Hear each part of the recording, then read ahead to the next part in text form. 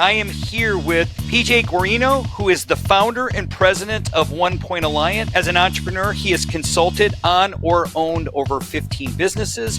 His true passion, however, is his family and his ministry. In addition to 4 children, 3 of which work for OnePoint, and he's also a friend of mine. PJ, welcome to the show.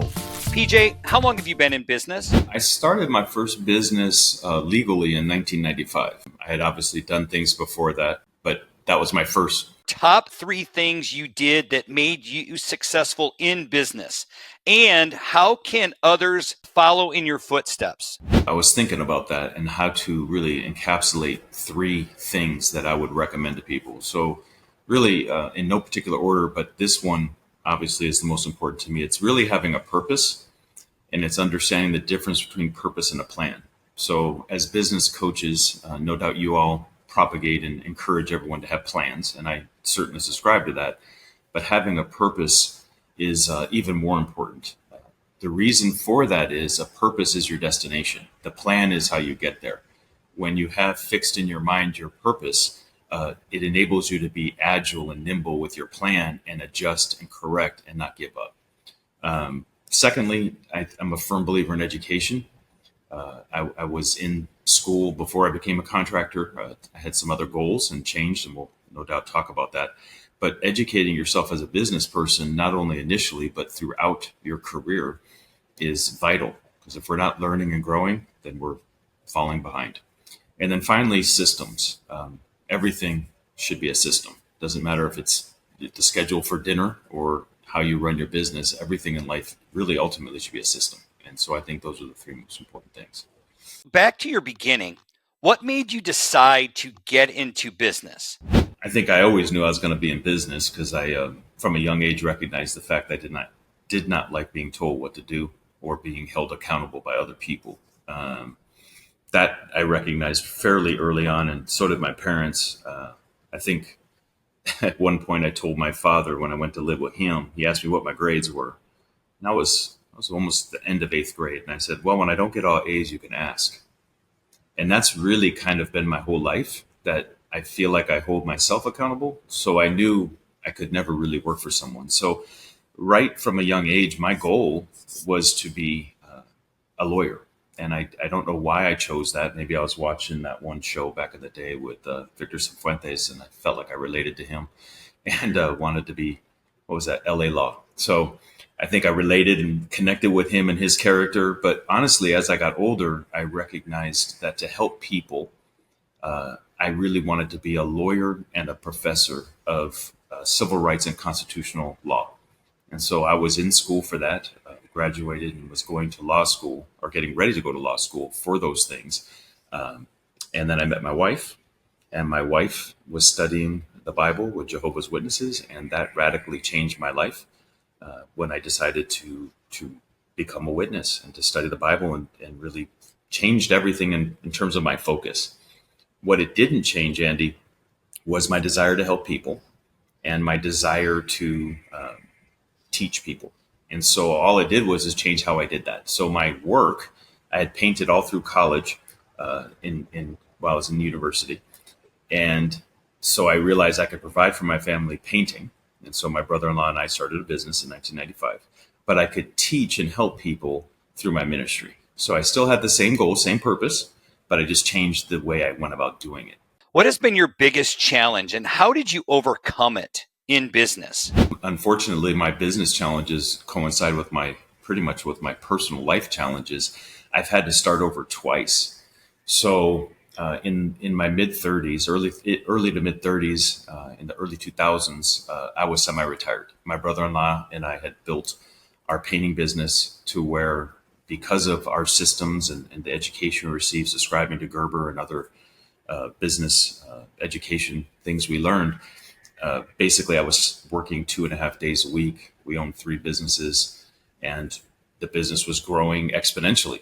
We had key people in place, all the things that we talk about in terms of building systems and leveraging people and putting people in the right positions, all the things that Action Coach advocates, and it was working. And then the Great Recession happened in 2008. We were able to ride it out to 2010, but our revenue went down $4.5 million in 12 months. And that wasn't sustainable with a 30,000 a week payroll or more. So I had to start over. And so I left. We lived in Reno, and I had to find a place to go live and start over. And so we moved to Austin, Texas, where we currently are. And starting over at 38 years old, I called it a net zero. I didn't own anything and I didn't owe anything because we were lost to everything.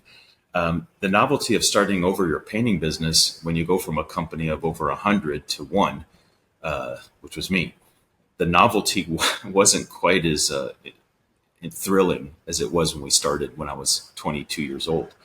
So I worked with another organization for about 8 or 9 years, a friend of mine. And that went well. And we started building multiple concepts on a national level and co-owned 3 or 4 businesses with that gentleman. And then everything fell apart with that. And those circumstances were a little bit beyond my control. But needless to say, in 2018, I had to start over again. And so those were 2 challenges. They affected my personal life. I think someone wrote a book about every business is family business, Andy. So truly, those were big challenges. And it goes back to that whole concept of having a purpose. My purpose of taking care of my family, of helping people never changed. And so that's what got me through that, because my work has never been the most important thing. So my self-esteem wasn't tied up and connected to all that. It still was challenging. It's nothing like not having income and not having a business. I'm unemployable with other people. So those were very challenging times, both times. Up to this point, what has been your favorite book that Brad has written to this point? I like Pulling Profits. It's a nice overview of the action coach, the whole concept of the business chassis. I know Brad likes cars. I'm not a car person. I just want one that looks good and doesn't break down. So that's my preference. But I understand what he's saying with his book. I like that book. It's a great overview of the whole process. And I just finished in the last week the Instant Repeat and the Instant Referral. Both excellent books. And then the other 2 are coming that you gave somebody. So I love Brad's books. I like the connectivity. There's a lot of themes that thread through each of his books. And he is always touching on the same concepts, because in the end, I want to get my head around the whole. And so I really subscribe to Action Coach and what it does. So Brad's a prolific writer, and so I will be a prolific reader of his writings. Top piece of advice you got or would give to another entrepreneur? I think the key to everything, honestly, is just being humble.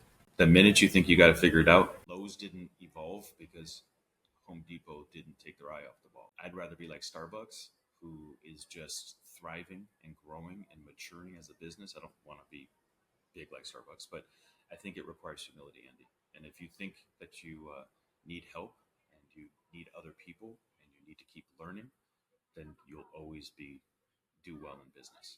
And that's a wrap for today's epic conversation here on Epic Entrepreneurs. If you enjoyed this episode, hit that subscribe button, leave a review, share it, or hit that bell. But until next time, let's make sure you keep dreaming, take massive action, and stay epic.